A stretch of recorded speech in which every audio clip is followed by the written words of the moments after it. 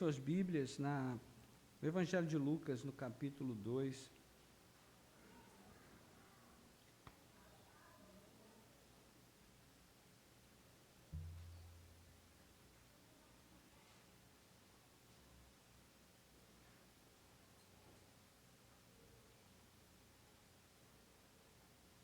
Chegou lá?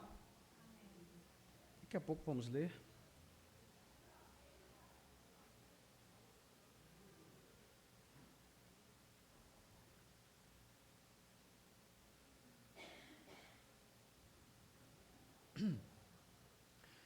De acordo com o portal UOL, de maio de 2013, a visita do Papa Francisco ao Brasil, em julho daquele ano, custou aos cofres públicos 118 milhões de reais.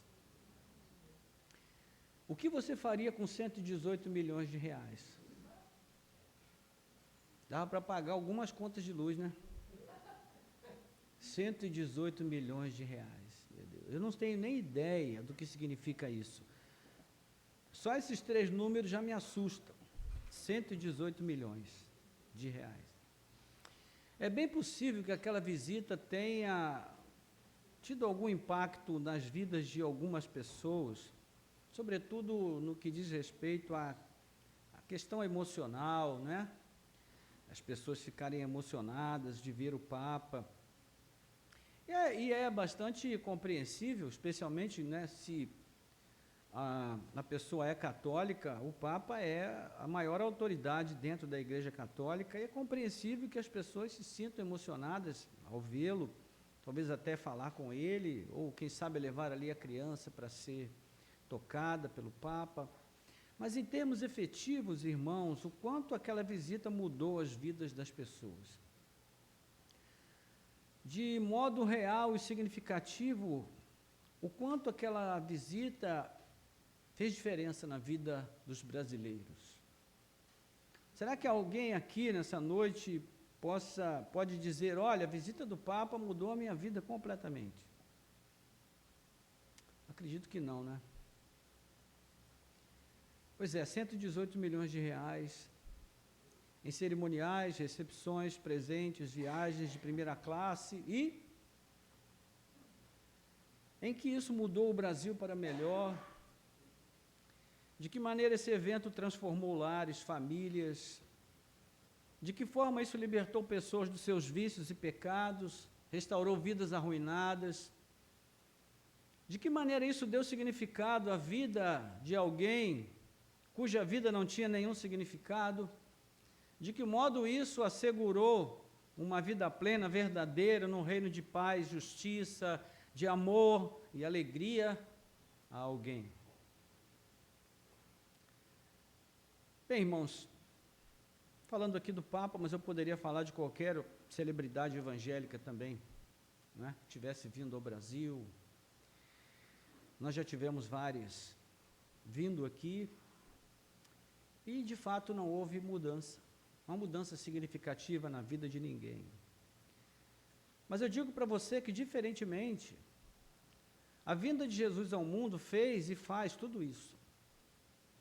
Diferentemente, a vinda de Jesus ao mundo ocorreu de um modo quase anônimo. Ninguém soube, quase ninguém soube. Quase ninguém percebeu.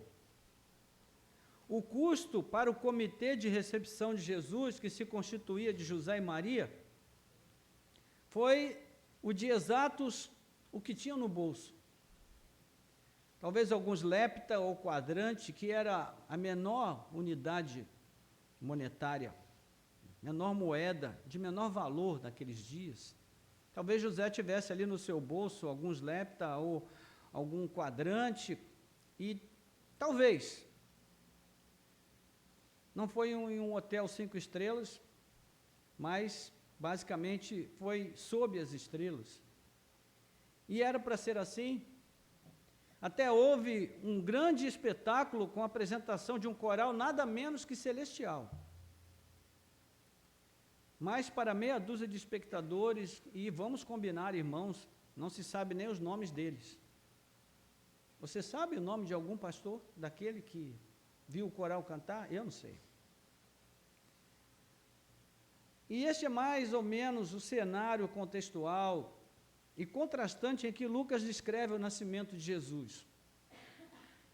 O nascimento ocorre por um propósito divino instituído desde a eternidade passada, com um fim igualmente pré-estabelecido. Jesus não veio ao mundo como uma celebridade, mas ele veio para ser notado, ele veio para ser conhecido, ele veio para ser reconhecido, e mais, ele veio para que eu e você sejamos impactados pela sua vida, pela sua vinda, de modo que as nossas vidas sejam mudadas. O Papa Francisco não impactou a sua vida, não é? Nem a minha. Mas, e Jesus? Impactou? Jesus mudou a sua vida? Você ficou emocionado apenas, ou você tem percebido que houve mudanças significativas desde o dia em que Cristo entrou na sua vida? Porque, meus irmãos, vamos combinar, ninguém conhece mais a gente do que nós mesmos. Quem é que conversa mais contigo do que você mesmo? Não é? Eu não sei se você já tem esse hábito, mas eu tenho o hábito de conversar comigo mesmo. Eu converso muito. Na maior parte do tempo eu me elogio. Mas algumas vezes, quando eu tenho alguma lucidez, eu me repreendo também. Fico chateado comigo mesmo, às vezes tenho vontade de dar com a cabeça numa coluna. Porque são essas conversas que a gente tem quando a gente percebe que a nossa vida com Deus está muito insossa. Sabe quando a gente come, a gente vai a um restaurante, se prepara, né? Luz de velas, e quando a gente... Sabe esses restaurantes chiques que você vai, paga ali, só para entrar, uns 300, 400 reais, o estacionamento custa uns 50 reais por minuto, aí você vai e paga aquela fortuna, você entra, quando você senta, aí eles colocam um prato desse tamanho, e no meio do prato eles colocam um pinguinho de comida assim, e aí você prova aquele negócio que não tem gosto de nada, e você faz aquela cara de quem está satisfeito, feliz da vida, né? Aí vem o garçom, te oferece uma garrafa de vinho que custa o olho da tua cara, você pensa assim, meu Deus, vou sair daqui, vou ter que vender um rim para cobrir essa despesa, e você sai dali com a sensação de que você foi enganado. Meus irmãos, a gente vive a maior parte da nossa vida nesse mundo, nós passamos a maior parte do tempo sendo enganados, por propagandas sobre coisas que prometem trazer felicidade, alegria, contentamento, satisfação, e não trazem nada disso para nós. E eu digo para você, o que pode trazer satisfação para as nossas vidas não é uma coisa, é uma pessoa, a pessoa de Jesus. Então, que diferença faz o Natal para você? Como o Natal impacta a sua vida? Esse é o ponto. E essas são questões muito importantes, irmãos, porque se só há sentido em comemorar o Natal, se a vinda de Cristo ao mundo tem impactado pessoalmente a minha vida, então, se eu não fui impactado por Cristo, não tem nenhum sentido em comemorar o Natal. Que sentido há? Do contrário, sequer eu deveria comemorar o Natal, porque o Natal só deve ser comemorado por aqueles em cuja vida Cristo fez alguma diferença e tem feito. Então eu queria pensar um pouquinho sobre isso com você nesta noite, numa reflexão bem simples, mas ao final eu quero discutir alguns pontos com você. Então nós vamos fazer a leitura de Lucas capítulo 2, do versículo 1 até o versículo 20.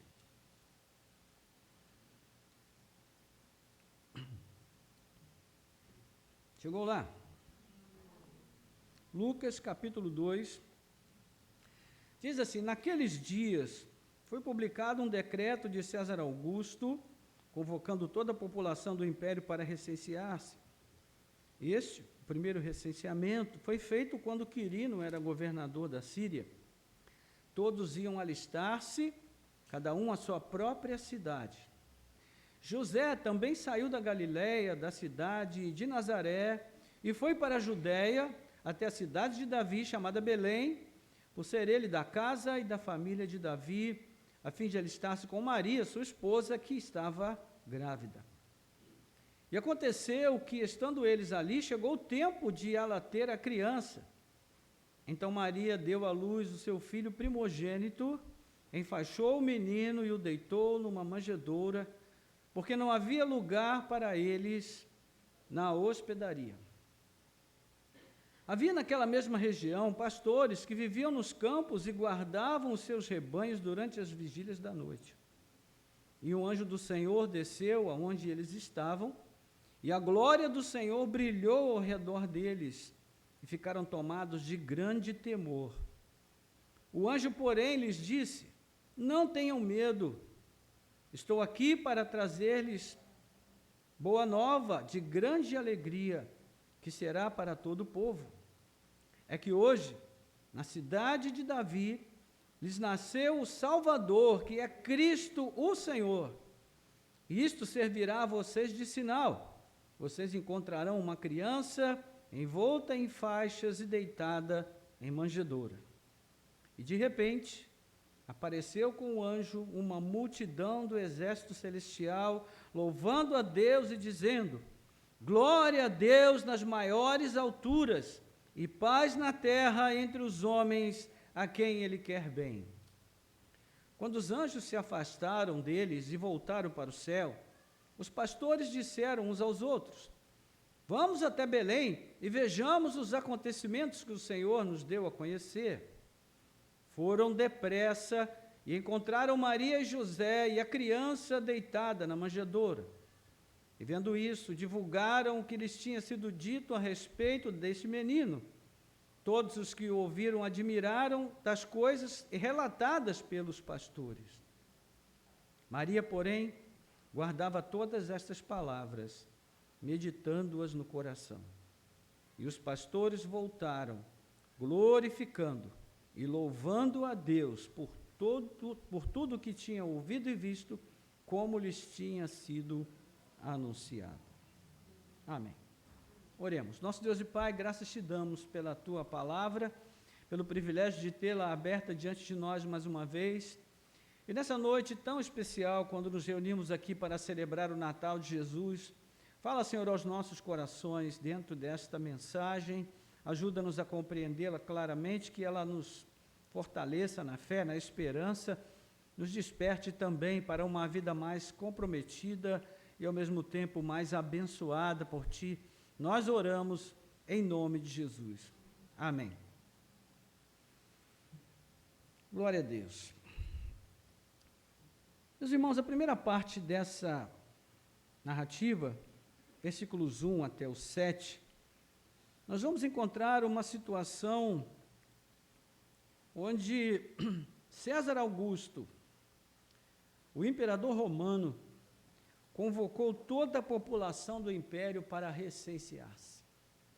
Não sei se você tem ideia do que significava um recenseamento naquela época. Se hoje o recenseamento já é algo extremamente trabalhoso, com toda a tecnologia que nós temos, imagine você a mobilização necessária para um recenseamento numa época em que tudo era feito de um modo artesanal, em que poucos lugares, o Império já havia desenvolvido ali a construção de estradas para muitas das regiões pertencentes ao Império, mas a maior parte dos lugares só era acessível por meio de caminhos extremamente acidentados e difíceis.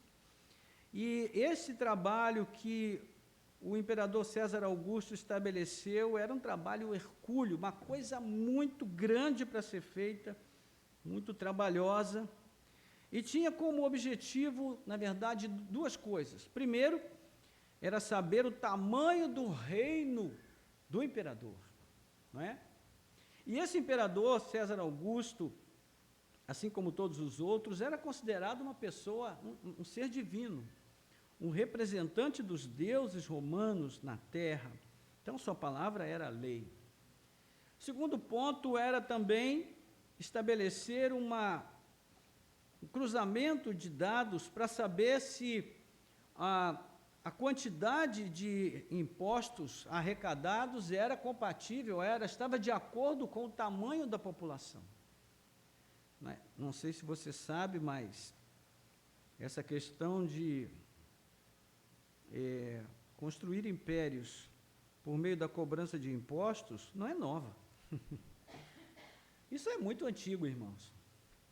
Então, é muito mais fácil você taxar o povo com impostos do que você abrir frentes de trabalho, trabalhar para desenvolver uma nação, uma cidade, um país e construir, de fato, uma nação baseada no desenvolvimento. Então, essa questão dos impostos é muito antiga. E era isso que estava acontecendo aqui nesse momento. Então, veja, o cenário estava preparado para que o protagonista da história toda fosse César Augusto. E a sua exigência de que o censo fosse feito e os resultados fossem colhidos num futuro, que não seria um futuro breve, porque levaria um tempo até que o censo fosse terminado, mas dentro dessa perspectiva havia um casal que morava em Nazaré, vivia em Nazaré, mas que naquele momento precisou se deslocar até Belém, que era a sua terra natal, onde eles seriam também incluídos no censo que seria feito por ordem do imperador, José e Maria. E aqui começa, então, a história a acontecer. Eles vão, o texto indica que parece que José e Maria não estavam ainda muito certos do tempo do nascimento de Jesus, porque parece que tudo transcorre muito bem e o nascimento de Jesus meio que apanha José e Maria de surpresa. Então, eles vão fazer a viagem e quando eles chegam a Belém, não encontram lugar.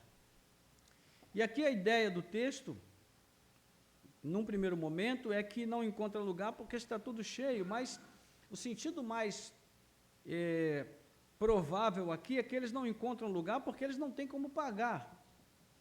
Eles não têm recursos. E então, eles acabam encontrando um lugar, não se sabe, talvez uma casa de alguém, mas um espaço onde havia, dentro desse espaço de uma casa, havia também um espaço onde ficavam os animais. E ali, eles acabaram se acomodando. E é nesse contexto, então, que a história de Jesus nesse mundo começa. E nós vamos ver isso aí na narrativa até o versículo 7. Então, Maria deu à luz ao seu filho, enfaixou o menino e o deitou numa manjedoura, porque não havia lugar para eles na hospedaria. Então, agora, nós temos, num primeiro momento, os personagens centrais da história são o imperador, o governador Quirino aqui, ele é citado apenas como uma informação adicional de Lucas, e José e Maria, que são os personagens centrais aqui na narrativa do ponto de vista cristão.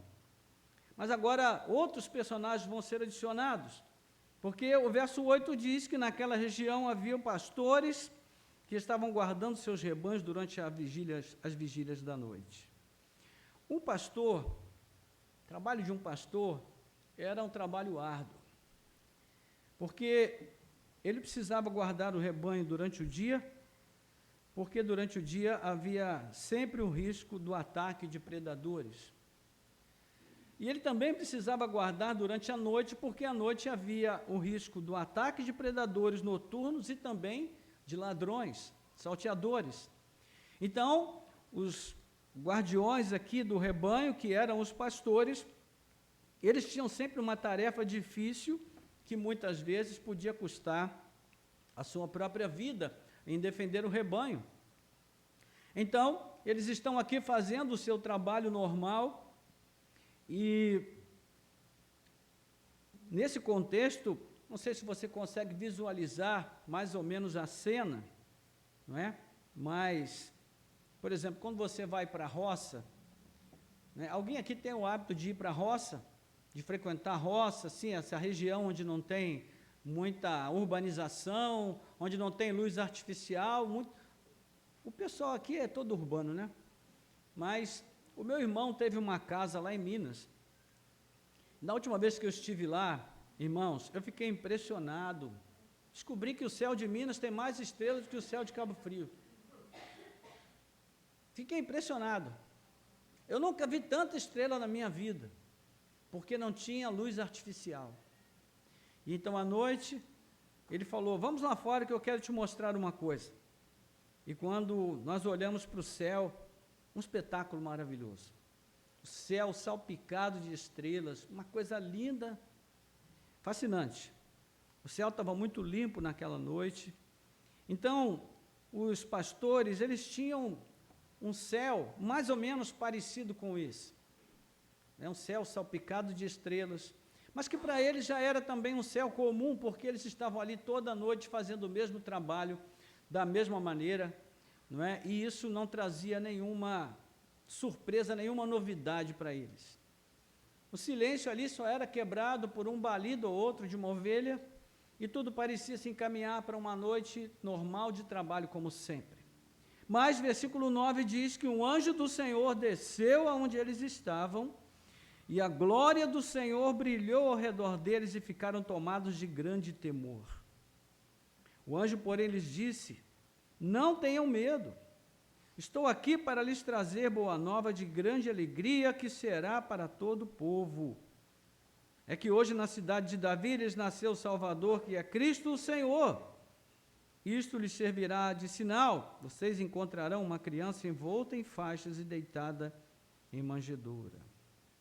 Meus irmãos, tudo aqui vai num crescendo, né? Vamos pensar em partes. Primeiro, a aparição do anjo, já foi um desespero para eles.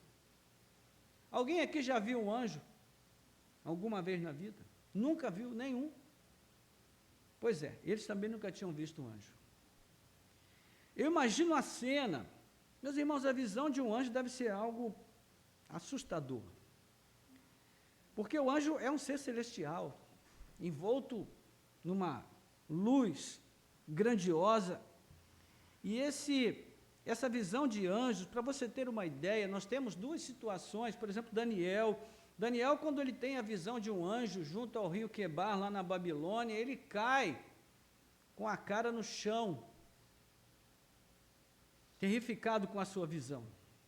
João, quando vê um anjo na ilha de Patmos, ele quer adorar o anjo fala, rapaz, não faça isso, porque eu sou tão servo quanto você.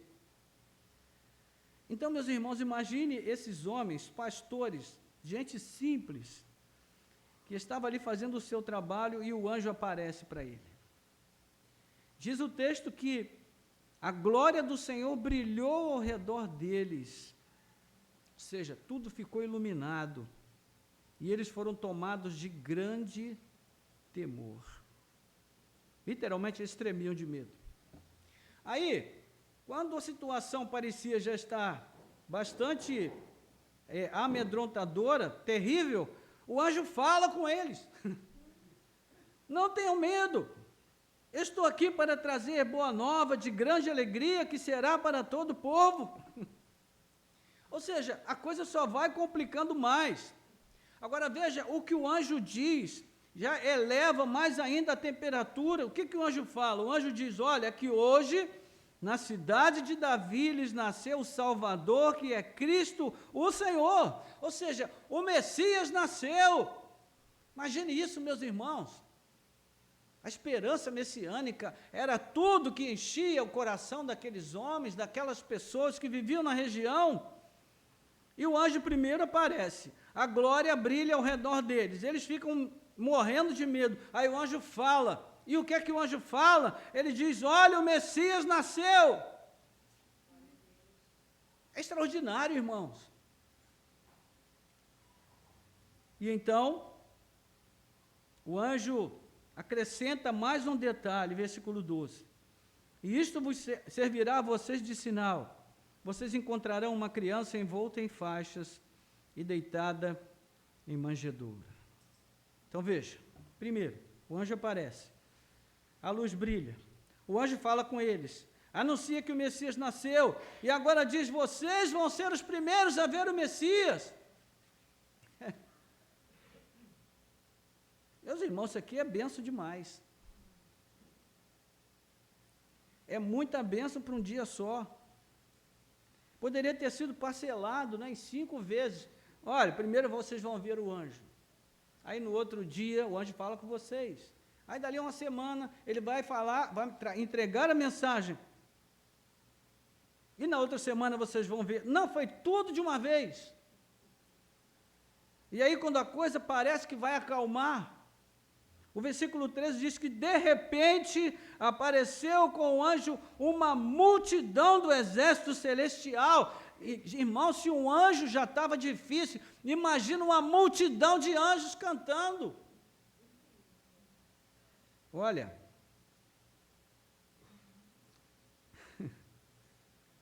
eles devem ter tido a vontade de terem sido transformados numa topeira, para fazer um buraco bem grande no chão e se enfiar, porque a coisa era terrível, a visão que eles tiveram. E aí, além do exército celestial aparecer dessa forma, o exército ainda começa a cantar. Meu Deus! Glória a Deus nas maiores alturas e paz na terra entre os homens a quem Ele quer bem. Olha, meus irmãos, poucas pessoas na Bíblia tiveram uma experiência como essa. Você pode ler lá no Antigo Testamento, onde a aparição de anjos era relativamente comum. Mas Abraão não teve uma experiência como essa.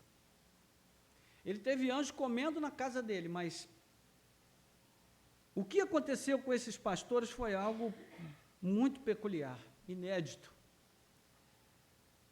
E foi uma experiência da qual ninguém poderia se esquecer.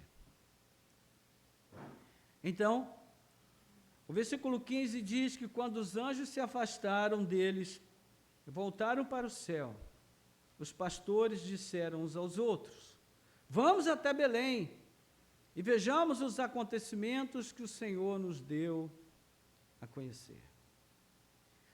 Então veja, uma das virtudes desses pastores é que eles creram. Eles creram naquilo que o anjo disse a eles.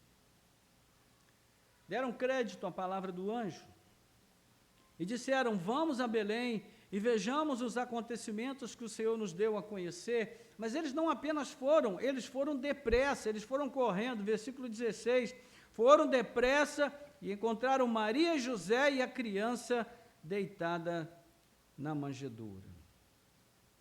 E aqui, meus irmãos, é importante a gente tentar enxergar o texto por uma perspectiva um pouquinho mais clara. Porque, com o tempo, a igreja primitiva desenvolveu uma teoria de que Jesus teria nascido no estábulo. Né? E essa teoria é muito fascinante, ela é atraente. E não há nada de errado em ter um presépio em casa, né, com aquela vaquinha, ali aquele estábulo, tudo enfeitadinho, é bacana. Mas o texto bíblico, nem Mateus e nem Lucas, vão dizer que Jesus nasceu no estábulo. E a ideia básica do texto é que o lugar onde Jesus nasceu era a parte adjacente de uma casa, normalmente o porão da casa, ou uma parte que era anexo à casa, um cômodo, onde os animais ficavam. Meus irmãos, a gente não está falando aqui do século 21, nós estamos falando do século I da era cristã. Um tempo extremamente pastoril, onde tudo, para que você tivesse algum bem, para que você pudesse se locomover, tudo dependia dos animais. Então, os animais quase que faziam parte da família, eram tratados ali meio que como parte da família. Quem tinha um jumento, quem tinha um cavalo, quem tinha um burro, tinha tudo.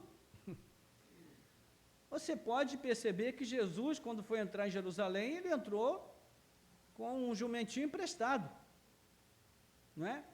Então, a relação das famílias com os animais era uma relação muito próxima, não era como hoje, que o cavalo fica lá na fazenda e o dono fica aqui na cidade, no arranha-céu. Não é assim que funciona. Nesse tempo aqui, não. Então, o contexto onde Jesus nasceu foi um contexto familiar, contexto de uma família. Embora eles não fizessem parte daquela família, nem José, nem Maria, o próprio Jesus muito menos, mas eles nasceram no contexto de um lar, de uma família. E eu acho muito apropriado que a gente possa considerar isso, porque a interpretação mais precisa, mais correta, seria essa, e não aquela do estábulo. Sabe por quê, meus irmãos? Porque é muito importante que nós entendamos que Deus poderia ter escolhido qualquer lugar para Jesus nascer. Mas Ele escolheu o contexto de um lar. Entende? Então, assim, com todo o romantismo que o estábulo possa ter, o contexto do lar é o contexto mais apropriado. Até porque, veja bem, a instituição mais importante dentro do contexto bíblico é a família. Nós já falamos isso daqui milhares de vezes, vamos repetir ainda outras milhares. A Bíblia começa com a instituição da família e a Bíblia termina com uma festa de casamento. Para você ver como Deus valoriza pouco a família e o lar.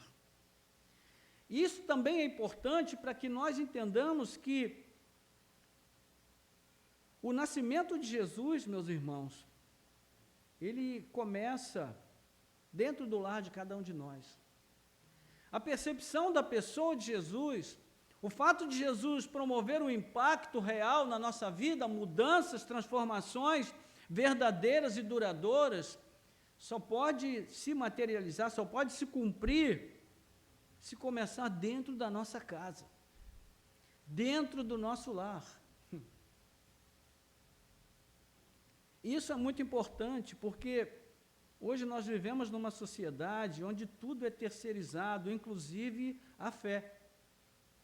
Então, assim, eu não me sinto responsabilizado por ter a minha experiência pessoal com Deus, porque tem aquele influenciador digital que eu sigo, que a vida dele com Deus é uma maravilha.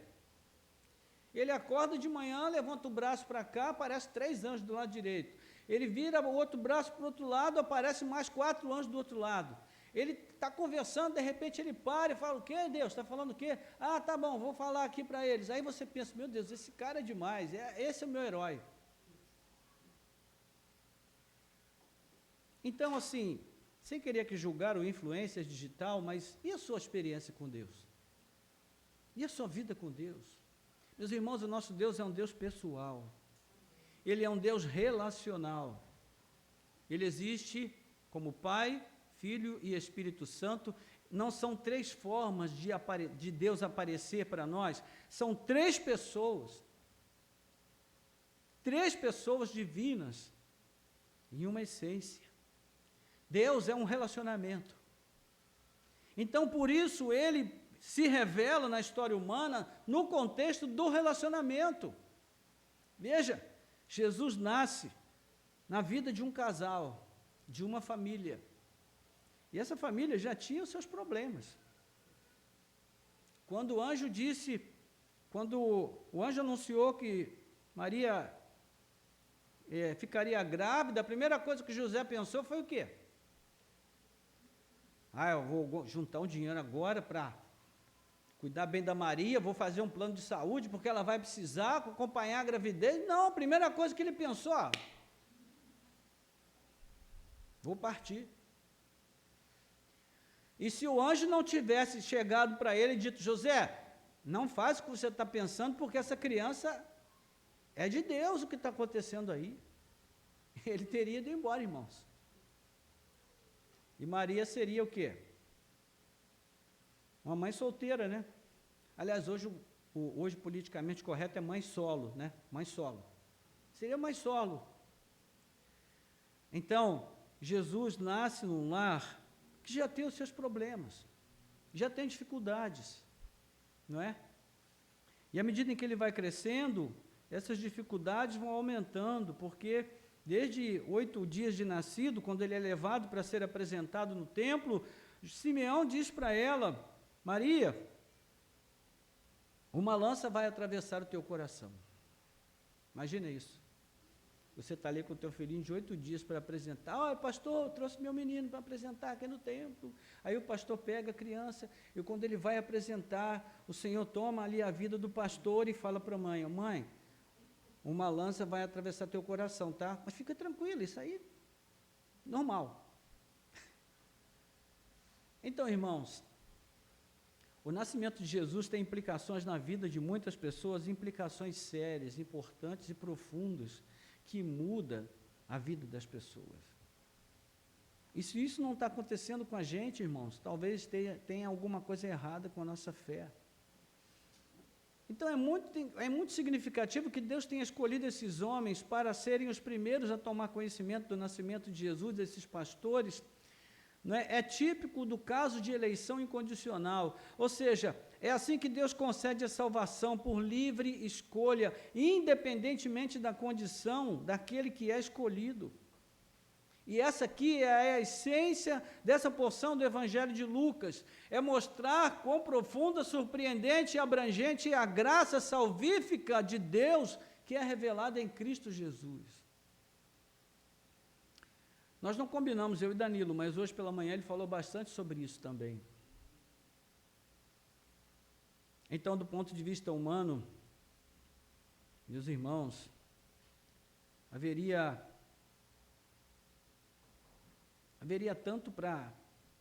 tantos homens e mulheres piedosos, né, dedicados a Deus, que na nossa avaliação empurraria essas pessoas para a frente da fila, mas Deus sequer pensou 2 vezes em escolher revelar em primeiro lugar para esses pastores, e trouxe a criança para nascer num contexto como esse. Se nós estivéssemos no lugar de Deus e pensássemos: bom, eu vou enviar meu filho ao mundo, o que nós faríamos? Procuraríamos o Wall Street Journal para anunciar, ou The New York Times, ou quem sabe o The Sun, que é um jornal importante de Londres, mas Deus escolheu anunciar, sabe onde?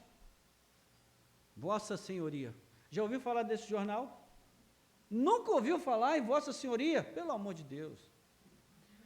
Vossa Senhoria é o jornalzinho de Divinópolis, Minas Gerais. A sua tiragem média batia em, pasmem, 1.000 exemplares. Imagina um jornal com a tiragem de 1.000 exemplares. Se bobear, não dava para atender uma igreja dessas mega que existe por aí, né? Mas o que é que Deus faz? Deus escolhe esses grandes jornais? Não, Deus escolhe Vossa Senhoria. Vou anunciar o nascimento do meu filho no jornal Vossa Senhoria. Ou seja, Deus faz essas coisas, irmãos, para nos surpreender. E é provável que essa tenha sido uma das razões dos pastores se assustarem tanto, porque eles sabiam que eles seriam a última escolha para qualquer um, mas não para Deus. E é por isso, irmãos, que Deus, Ele pode fazer o que tiver que fazer, o que for necessário para mudar a vida de qualquer um de nós. Porque não tem a ver com a gente, tem a ver com Ele. Tem a ver com o seu amor, com a sua graça, com a sua misericórdia pelas nossas vidas. Entende? Então, do ponto de vista de Deus, aqui está tudo dentro dos conformes, irmãos. E eu quero já partir para a conclusão aqui, pensando no que o anjo diz a respeito de Jesus. Primeiro, o anjo diz que ele é Salvador. O nome de Jesus quer dizer Javé é salvação. E esse título Salvador é aplicado a Jesus apenas no Evangelho de Lucas e uma vez no Evangelho de João. E em que medida Jesus é Salvador? Aqui em Lucas ele se revela de um modo totalmente novo, porque esteve oculto àqueles que viviam no passado que o Messias viria para instituir um reino espiritual e para dar vitória ao seu povo, derrotando o grande inimigo de Israel, que não era a Babilônia, nem a Síria, nem Medo-Persas, nem os gregos, nem os romanos. O grande inimigo de Israel era o pecado. O grande inimigo da sua vida é o pecado. Não é o seu vizinho, não é o seu patrão, não é o seu pai, não é a sua mãe. O grande inimigo da sua vida não é nem o diabo, é o pecado. Porque o diabo, se você estiver em Cristo, você repreende o diabo e ele tem que sair, ir embora. Mas o pecado, ele exige que você tenha um embate com ele diariamente para vencê-lo no poder do nome de Jesus. O que nos leva ao segundo título, que é Cristo, e esse termo é equivalente ao termo hebraico Messias, e de novo, voltamos lá ao início, quando Gabriel vai dirigir palavras a Maria, já antecipando esse nome de Cristo, esse título de Cristo para Jesus. E aqui, primeiro, faz alusão às duas naturezas de Jesus, né, como filho do Altíssimo e, ao mesmo tempo, filho de Davi, ou seja, filho de Deus, filho do homem. E, ao mesmo tempo, em segundo lugar, vai mostrar que esse menino é o herdeiro legítimo do trono de Davi, que reinará para sempre sobre as 12 tribos de Israel, o seu povo escolhido. E é sobre isso que o anjo, então, vai falar a respeito do menino nascido em Belém. O terceiro ponto, que ele é Senhor. E esse título está diretamente relacionado com Deus Pai. Ele é o Senhor de tudo e sobre todos. Como falamos no início, seria impensável dizer para uma criança recém-nascida que ela carregava e ostentava tamanha realeza e grandeza, mas esse é o fato. Então, quando o anjo termina de dar o anúncio, o que se espera é que ele suba aos céus e a experiência angelical termine, mas aparece esse coral extraordinário de anjos cantando e dando glória a Deus, e essa mensagem é extraordinária, irmãos. Mas veja que a mensagem do anjo, ela traz um outro elemento. Diz assim: glória a Deus nas maiores alturas e paz na terra entre os homens a quem Ele quer bem. Veja, essa mensagem de paz aqui, ela tem um sentido bem profundo. Não é a ausência de guerra, não é a ausência de conflitos, não é a ausência de confronto. Essa paz é Shalom. Shalom significa que Deus cumpriu na vida daqueles a quem Ele escolheu todo o propósito para o qual Ele estabeleceu. Nossa vida, nossa existência e a vinda do Seu Filho ao mundo. Aqui, meus irmãos, nós estamos num contexto de reconciliação.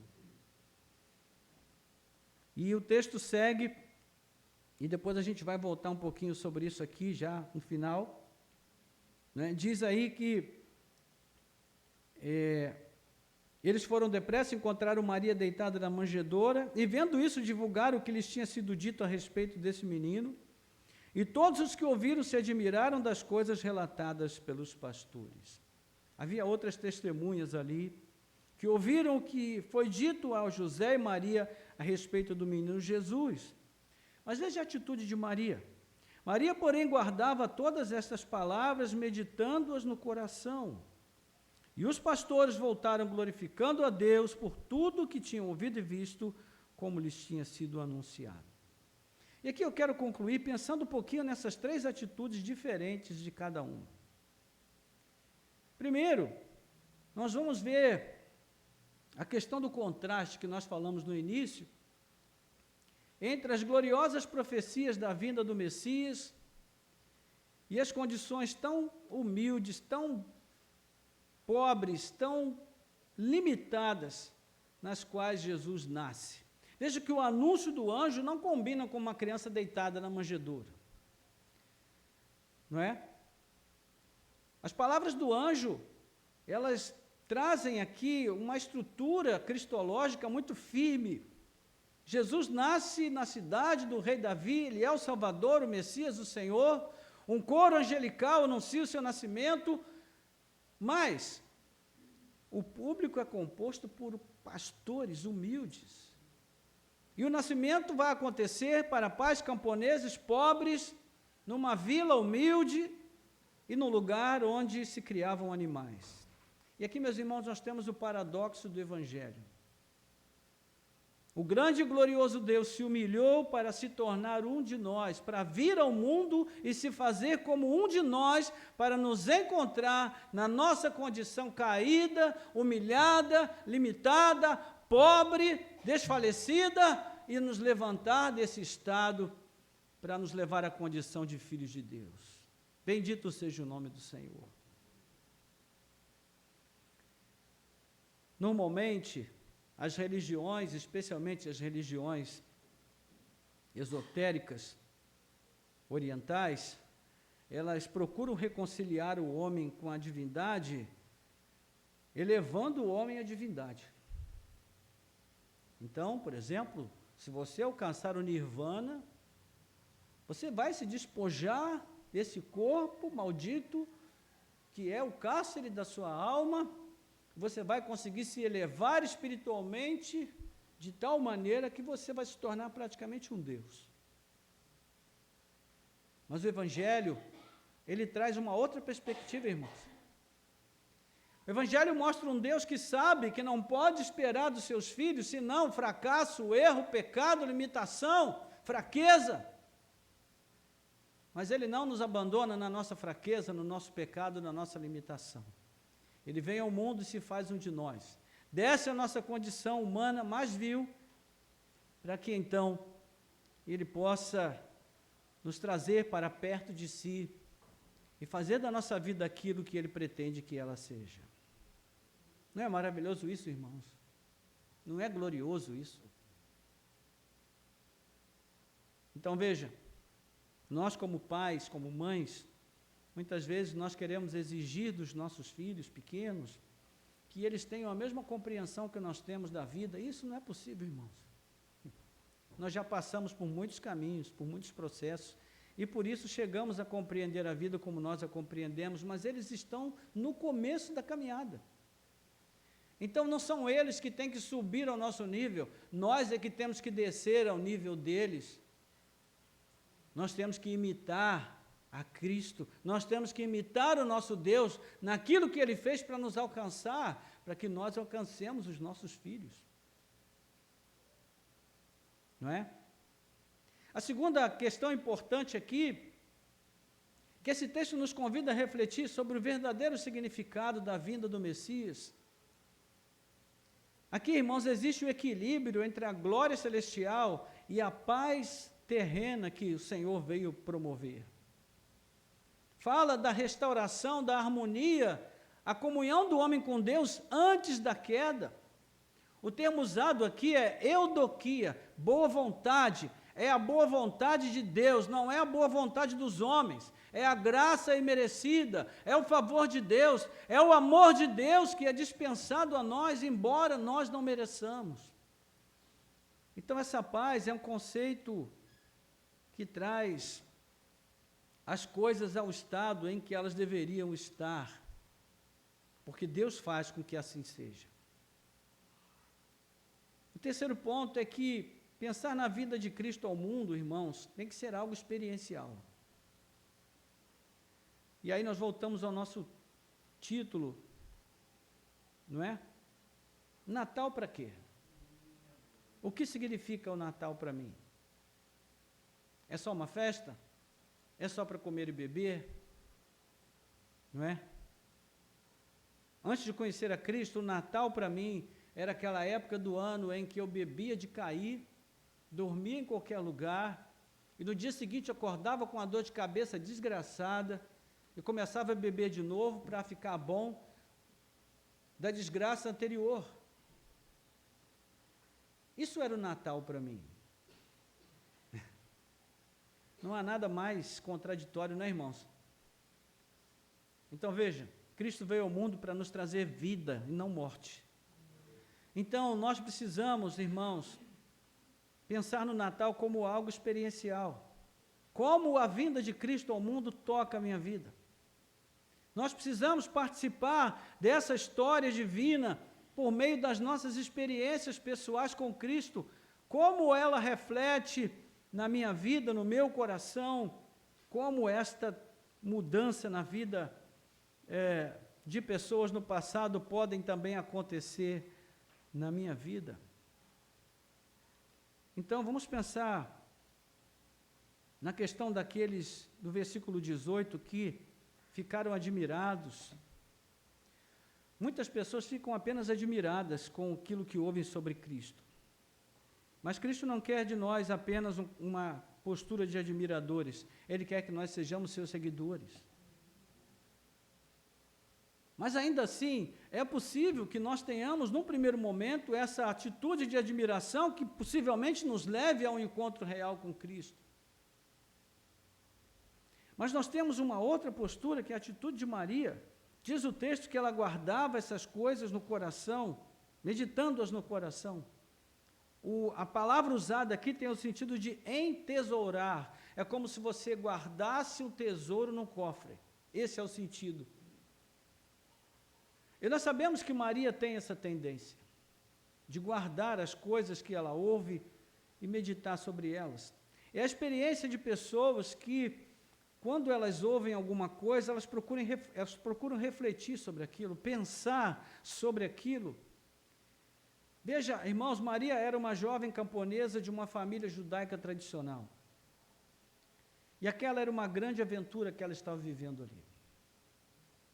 Mas teve um custo para ela. Teve um desconforto, inconvenientes físicos. Aquelas que estão aqui, que já tiveram o privilégio de dar à luz, de viver uma situação de gravidez, sabem, conseguem imaginar o que essa menina passou. Sem nenhuma experiência, irmãos. Não tinha vídeo para ensinar, não tinha revista para ensinar, não tinha nada. Então, a sua experiência foi uma experiência muito forte. Não foi apenas espiritual, emocional, foi fisiológica. Então, o que ela teria pensado do relato dos pastores sobre o que eles tinham visto e ouvido? Ainda que Gabriel tenha advertido antes, ainda assim para ela foi um desafio muito grande. Então, irmãos, vamos pensar um pouquinho na nossa própria experiência com Cristo. Nós temos guardado o que temos ouvido? Temos entesourado no coração o anúncio do Evangelho? O anúncio sobre Cristo, sobre o que Ele fez, sobre o que Ele é, o que Ele representa para nós? Nós temos guardado isso no coração? Ou isso tem passado simplesmente como uma informação que vem e vai?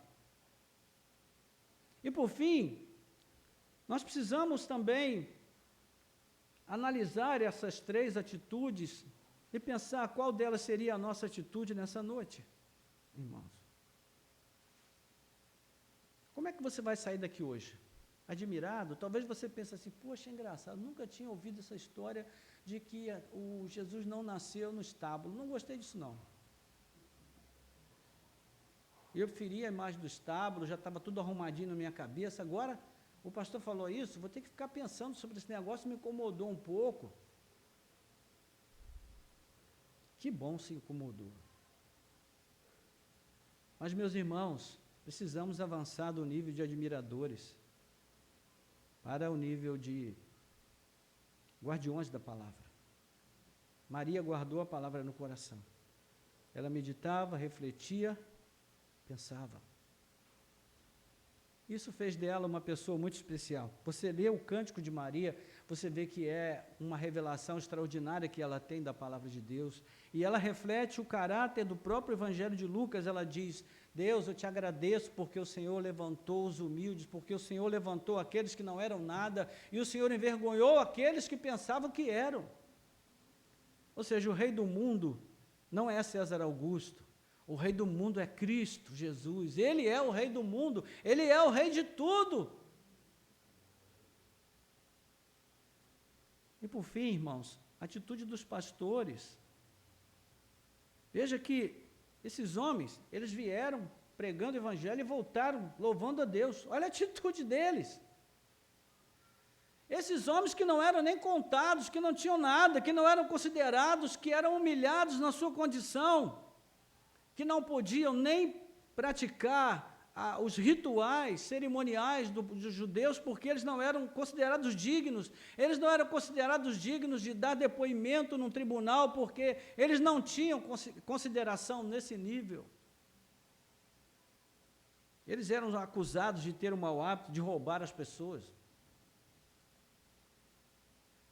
Aí Deus vai e me escolhe essas pessoas para revelar em primeira mão que Jesus nasceu. Então, irmãos, o que Deus está falando para a gente nesse dia? Falou de manhã, está falando agora. Não significa que Deus ame os ladrões, os salteadores, os bandidos desse mundo, e quanto pior for a nossa vida, mais Deus vai nos dar graça. Não é isso, irmãos. A questão é que não é sobre nós, é sobre Cristo.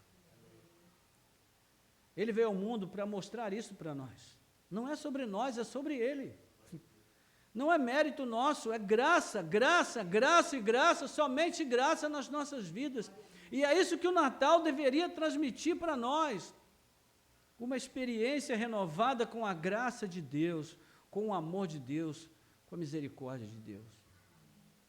Meus irmãos, há pessoas que vivem uma vida inteira na igreja guardando ressentimentos e mágoas. Elas vêm domingo após domingo, voltam para casa guardando ressentimentos e mágoas. Elas vêm domingo a domingo, voltam para casa guardando coisas no coração, há coisas que disseram, coisas que feriram, não perdoam, não abrem o coração, não confessam, não procuram as pessoas para resolver, não se abrem. E eu digo, meus irmãos, sabe o que é isso? Perda de tempo. Porque se o significado do Natal, se o Cristo do Natal não toca a minha vida, nem vale a pena comemorar o Natal. Melhor economizar o dinheirinho do presente do amigo oculto para fazer outra coisa mais útil.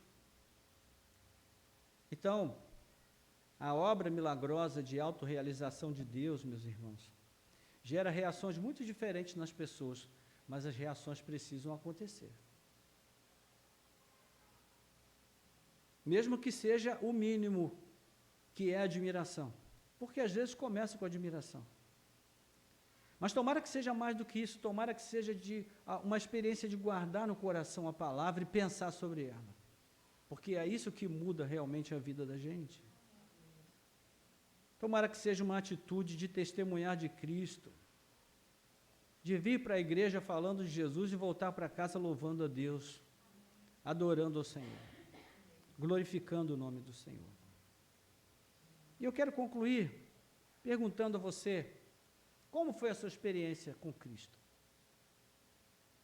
Se você tivesse que usar umas 5 palavras para dizer como Cristo tocou a sua vida, como Ele mudou a sua vida, o que você diria?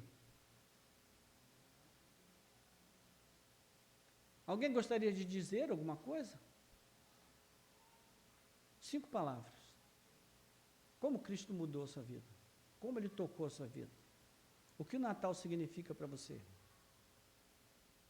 Majestade, é sobrenatural, é maravilhoso, é amor, é transformação. Amém. Então a Jenny falou que na vida dela foi uma experiência sobrenatural, majestosa, que mudou tudo na vida dela. Isso é o Natal, irmãos. O Natal tem que promover mudança nas nossas vidas. Mais alguém?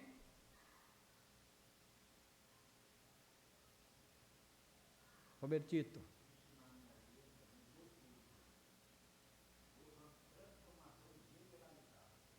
Ok.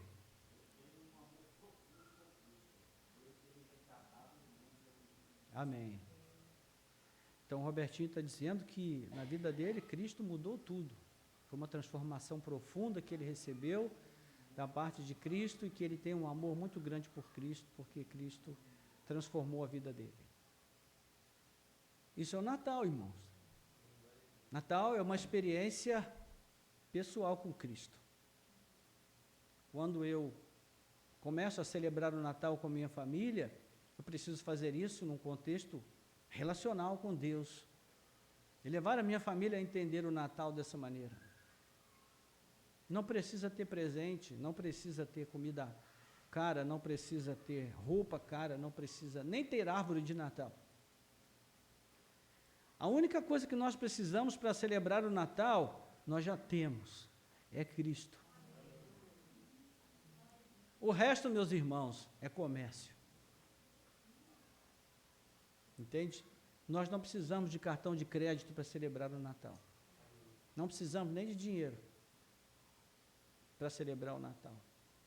Nós só precisamos daquilo que nós já temos, Cristo no coração. Mas alguém quer compartilhar o que Cristo fez na sua vida? 5 palavras? Não? Hein? Danilo está falando que Jesus o libertou de quem ele era. E olha, essa libertação é a mais difícil que tem. Quando Cristo nos liberta de nós mesmos. Porque é essa prisão mais difícil de nós sairmos dela.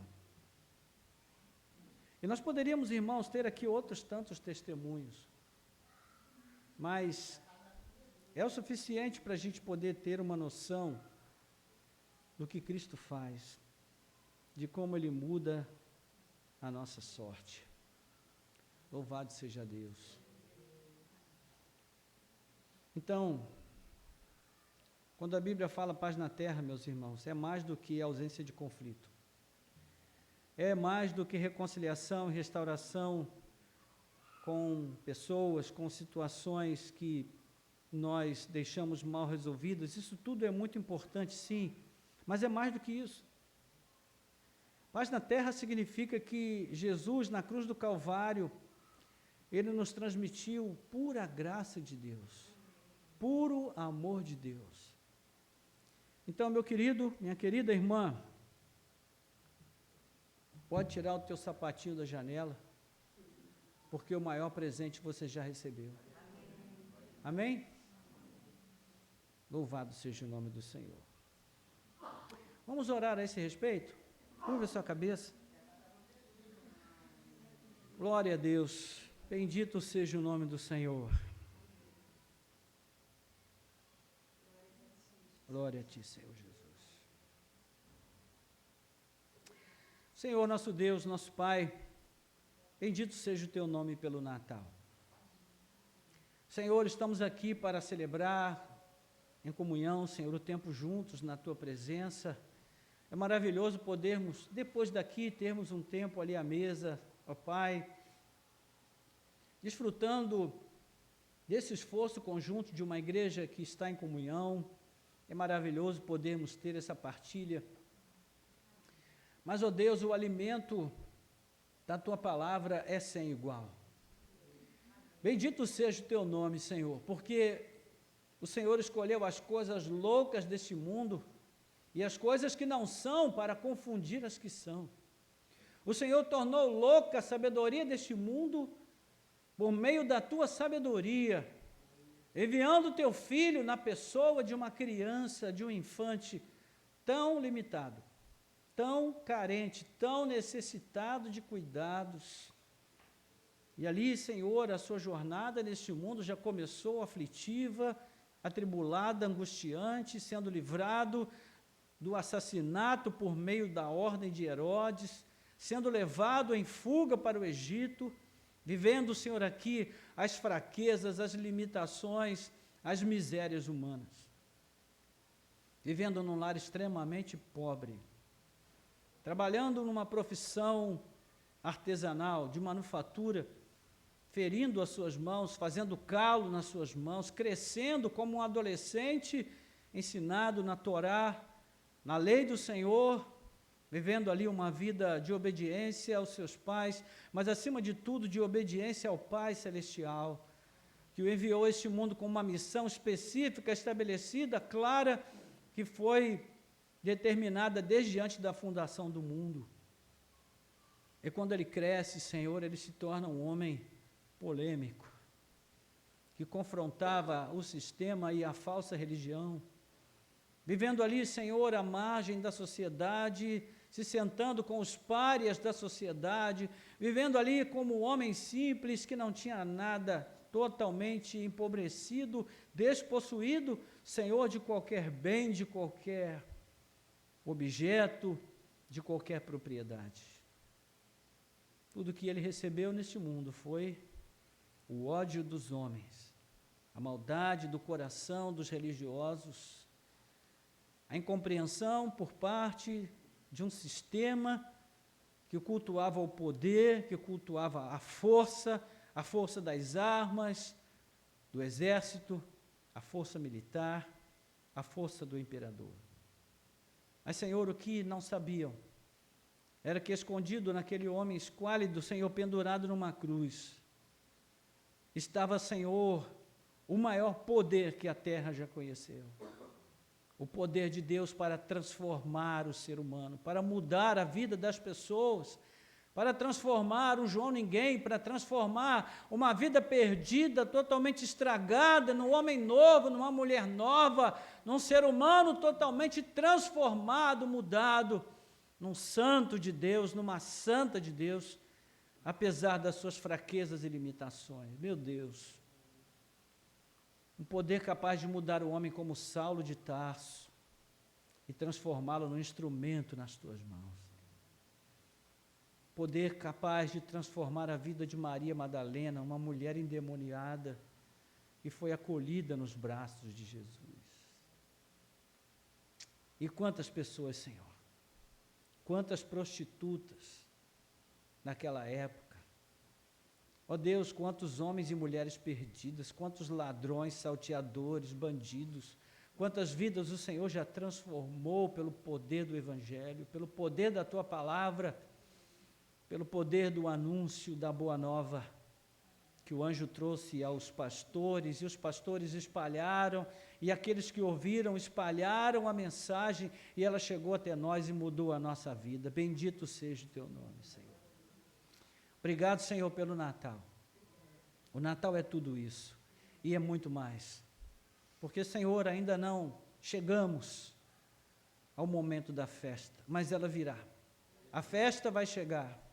E aí sim, Senhor, nós vamos celebrar com toda a força, com toda a alegria, e não vai ter hora para terminar, porque vai ser uma festa eterna na Tua presença bendita, Senhor. Então, ó Deus, ajuda-nos, Pai, desperta a nossa mente e coração para que nós não fiquemos presos à mediocridade desse mundo, e entendamos que o Senhor nos deu verdadeira riqueza, o Senhor revelou verdadeira glória. Ó Deus, e na Tua presença nós estaremos para vivenciar, não uma experiência, Senhor, apenas marcante com coral de anjos, mas nós estaremos ali cantando também na glória celestial, no coral glorioso de milhões e milhões e milhares de milhares, na Tua presença bendita, Senhor. Bendito seja o nome do Senhor. Glória a Ti, Jesus. Glória a Deus nas alturas e paz na terra aos homens a quem Ele quer bem. Louvado seja o nome do Senhor. Amém. Glória a Deus.